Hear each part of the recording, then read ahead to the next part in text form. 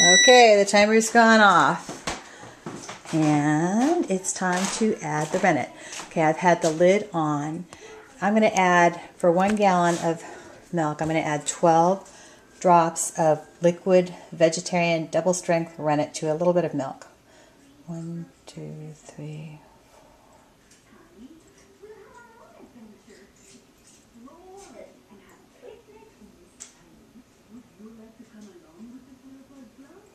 Okay, now I'm going to stir. I'm going to take this out. We're at 90 degrees.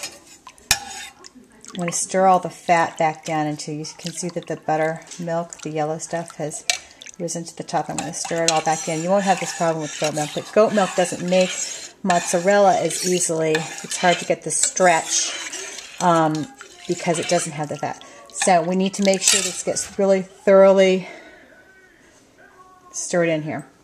So I'm going to dump it in, and you go all the way down to the bottom. You have to be quick because it's going to start setting up very quickly. So you stir it all the way down to the bottom. Okay, and then you want to stop the milk.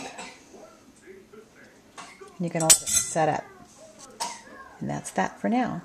I'm going to let it sit for another hour, and then I'm going to cut the cheese. All right, you can see that my temperature has gone down to 89 degrees. So I have turned this on to warm. I put the lid on. This thermometer is great. It's a Taylor digital thermometer, and I got it at Amazon. You can use it for baking too. It's only about $15. Okay, so another hour, and I will see you. All right, it's been half an hour, and I want to show you what it looks like at this point. You can see that we've got what they call a clean break. You see how you can cut through it, and it forms clean edges.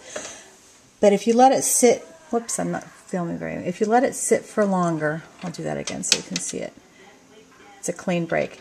If you let it sit for longer, more of the liquid will come out, and that's what you want to have happen. So I let it sit for a full hour before I cut it. So I'll see you in another half an hour.